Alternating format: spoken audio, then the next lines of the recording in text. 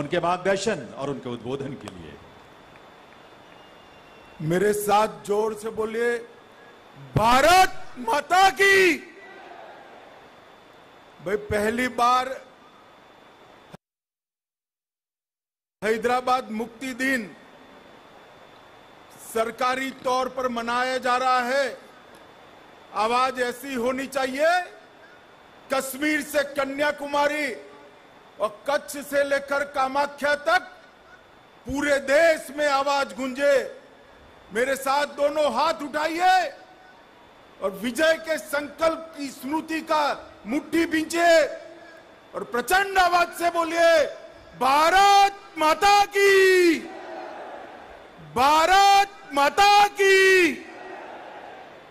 मंच पर उपस्थित मेरे मित्र और केंद्रीय संस्कृति एवं पर्यटन मंत्री श्रीमान जी किशन रेड्डी जी, महाराष्ट्र के सम्माननीय मुख्यमंत्री श्रीमान एकनाथ शिंदे जी, कर्नाटक के परिवहन मंत्री जो हैदराबाद कल्याण कर्नाटक क्षेत्र से आते हैं, श्री बी रामलू जी, अजय कुमार भल्ला जी, श्री तपन डेका जी, श्री उमा नंदूरी जी और आज के कार्यक्रम में उपस्थित स्वतंत्रता सेनानियों और वीर शहीद जिन्होंने हैदराबाद की मुक्ति के लिए सर्वस्व बलिदान दिया है, उनके परिवारजनों, प्यारे भाइयों और बहनों,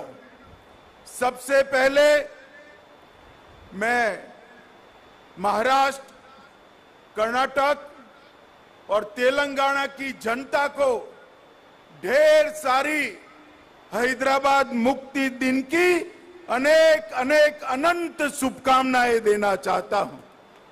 मित्रों, आज ही के दिन 1948 में पूरा तेलंगाना, मराठवाड़ा जो महाराष्ट्र का हिस्सा है और कर्नाटक का हैदराबाद कर्नाटक आज ही के दिन स्वतंत्र हुआ था। मैं सबसे पहले ये मुक्त हवा में जो आज भारत का ये ऐतिहासिक और बड़ा हिस्सा सांस ले रहा है,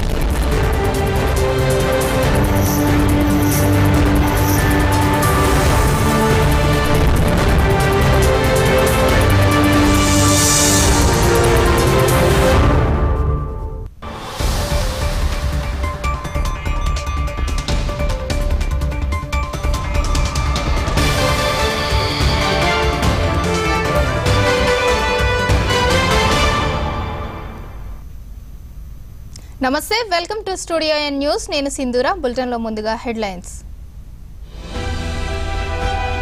సికింద్రాబాద్ పరేడ్ గ్రౌండ్ లో తెలంగాణ విమోచన వేడుకలు. జాతీయ జెండాను ఆవిష్కరించిన కేంద్ర మంత్రి అమిత్ షా.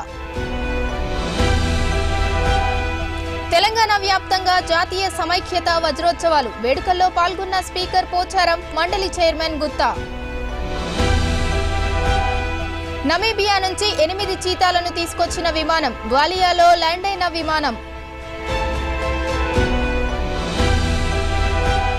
చైనాలో భారీ అగ్ని ప్రమాదం. అగ్నికి ఆహుతైన 42 అంతస్తుల టెలికాం భవనం.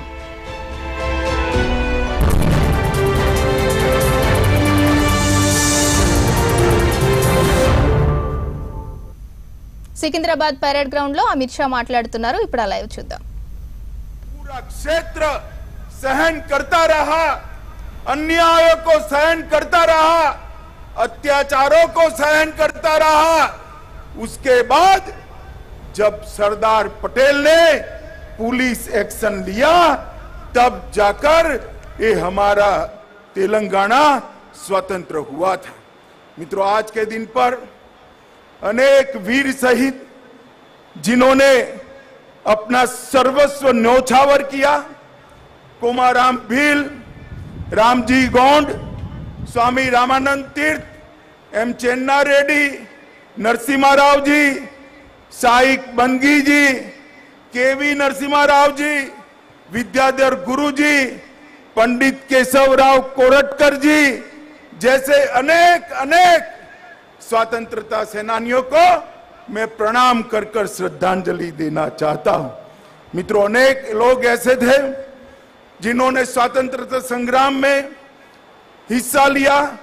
बीदर के रामचंद्र वीरप्पा, जेवर्गी के सरदार सरगोंड पाटिल, रायचूर के एम नागप्पा, शिव कुमार स्वामी, बाद में कनकगिरी के जयतीर्थ राजपुरोहित, यादगिर के कोलरू मल्लप्पा, कराटागी के बेनकाल भीमासेन राव, अनेक लोगों ने इस आजादी के आंदोलन में अपना योगदान दिया।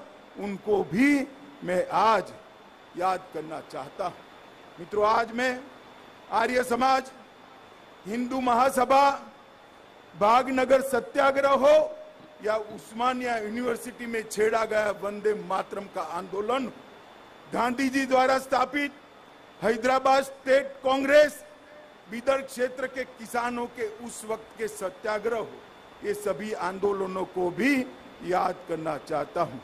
मित्रों, सालों के बाद यह क्षेत्र में एक मांग थी कि हैदराबाद मुक्ति दिन को सरकार की अनुमोदना के साथ मनाया जाए, मगर दुर्भाग्य की बात है 75 साल चले गए। जिन्होंने यहां पर शासन किया उन्होंने वोट बैंक की राजनीति के कारण हैदराबाद मुक्ति दिन मनाने का साहस नहीं किया। वादे तो अनेक लोगों ने किए, चुनावों में वादे किए, आंदोलनों में वादे किए, मगर सत्ता पर आते ही रजाकारों की भय से पलट गए। आज मैं भारत सरकार के प्रधानमंत्री नरेंद्र मोदी जी को लाख लाख बधाई देना चाहता हूं, जिन्होंने निर्णय किया कि हैदराबाद मुक्ति दिन को मनाया जाएगा। और मुझे आश्चर्य भी नहीं है, आनंद है इस बात का कि जैसे ही मोदी जी ने घोषणा की, अब सब लोग हैदराबाद मुक्ति दिन मनाते तो है, मगर नाम हैदराबाद मुक्ति दिन नहीं देते हैं। अभी भी जहन में डर है। मैं कहना चाहता हूं उन लोगों को, अपने दिल से वो डर उखाड़ कर फेंक दो। अब रजाकार इस देश का निर्णय नहीं कर सकते। इस देश को आजादी मिले 75 साल हो गए। मित्रों, आज मैं फिर से एक बार मोदी जी को बहुत बहुत बधाई देना चाहता हूं, क्योंकि कर्नाटक, महाराष्ट्र और मेरे प्रिय तेलंगाना के सभी जनता की मन की भावना को समझते हुए इन्होंने ये हैदराबाद मुक्ति दिन मनाने का निर्णय किया। मित्रों, आज हैदराबाद मुक्ति दिन मनाने का उद्देश्य बड़ा स्पष्ट है। इस मुक्ति आंदोलन की कहानी को नई पीढ़ी तक पहुंचाना है। मुक्ति संग्राम के नामी अनामी अनेक योद्धाओं को, शहीदों को जनमानस में पुनर्जीवित कर नई पीढ़ी को देशभक्ति की लौ जगानी है। इस संघर्ष गाथा के बारे में मैं चाहूंगा कि पूरे पुराने हैदराबाद स्टेट के आज के तीनों राज्यों के हिस्सों में यूनिवर्सिटी में इस पर रिसर्च हो और अत्याचारों के खिलाफ जो संघर्ष हुआ उसका डॉक्यूमेंटेशन किया जाए, और वो डॉक्यूमेंटेशन को न केवल पुराने हैदराबाद स्टेट, देश भर के कोने कोने में पहुंचाकर ये वीरों की वीर गाथा को श्रद्धांजलि दी जाए। हमारी नई पीढ़ी में देशभक्ति की भावना इससे पुनर्जीवित होगी, और जिन्होंने भी देश के लिए सब कुछ न्यौछावर किया है वो उनके सम्मान के अधिकारी है, उनको अधिकार मिलेगा। मित्रों, ऑपरेशन पोलो का निर्णय महान सरदार पटेल ने, लोक पुरुष सरदार पटेल ने ढेर सारी कठिनाइयों के बावजूद लिया था, क्योंकि वो जानते थे जब तक निजाम के रजाकारों को परास्त नहीं करते, हैदराबाद स्टेट को आजाद नहीं करते, अखंड भारत का स्वप्न पूरा नहीं हो सकता। भारत के मध्य में ही इतना बड़ा हिस्सा अगर अपने आप को स्वतंत्र मानकर अत्याचारी शासन करता है तो महात्मा गांधी का स्वतंत्र भारत का स्वप्न कभी पूरा नहीं हो सकता। के.एम. मुंशी और सरदार पटेल, ये दोनों ने, मुंशी जी ने एजेंट जनरल ने रिपोर्ट ली और माउंटबेटन के थर्ड डोमिनियन की परिकल्पना को विच्छेद करते हुए सरदार पटेल ने यहाँ पुलिस एक्शन लिया और हमारा ये हिस्सा आजाद हुआ।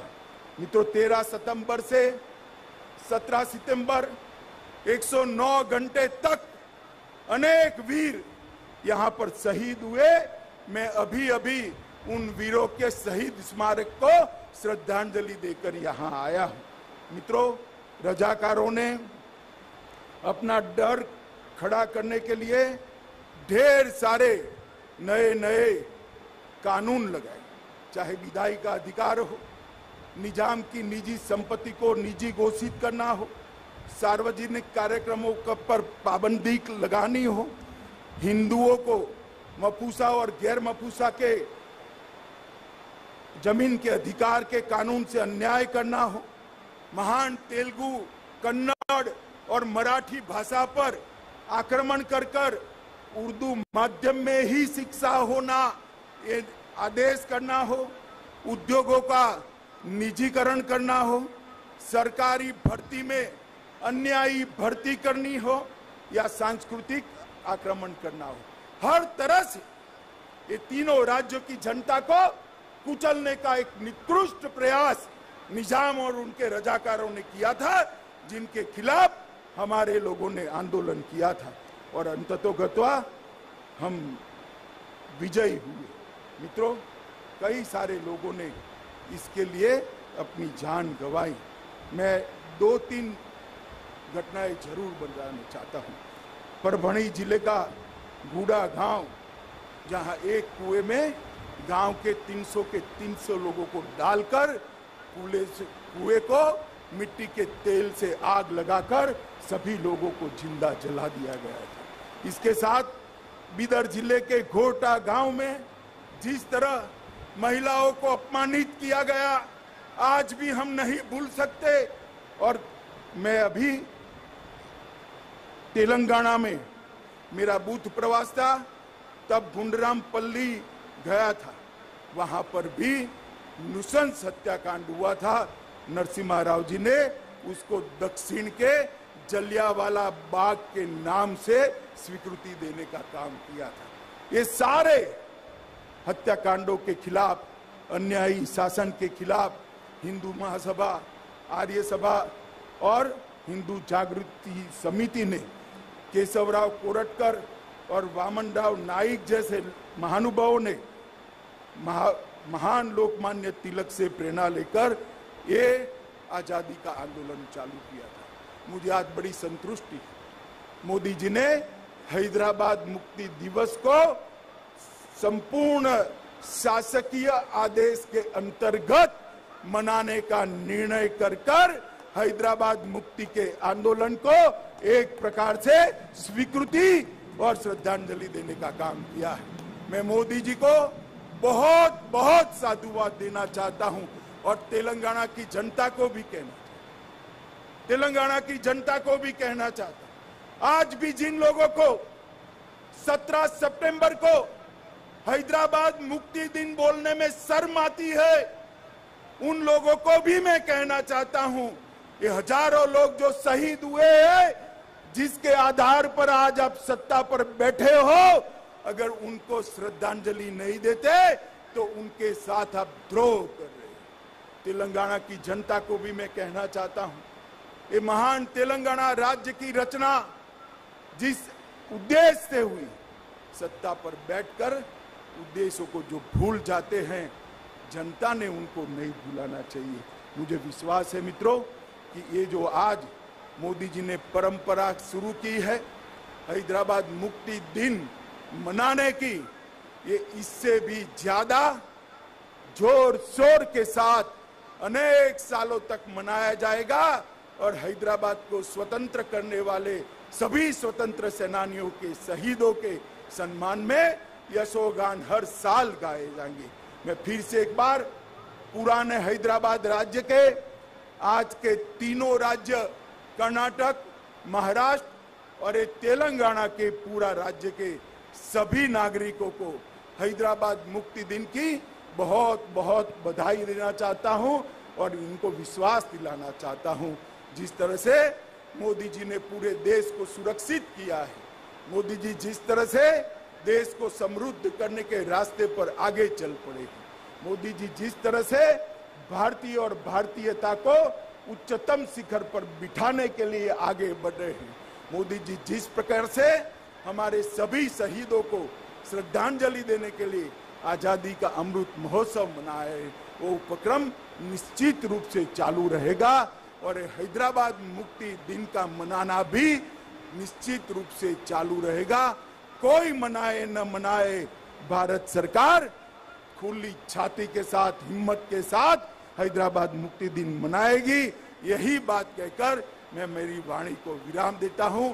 फिर से एक बार सभी नागरिकों को तेलंगाना,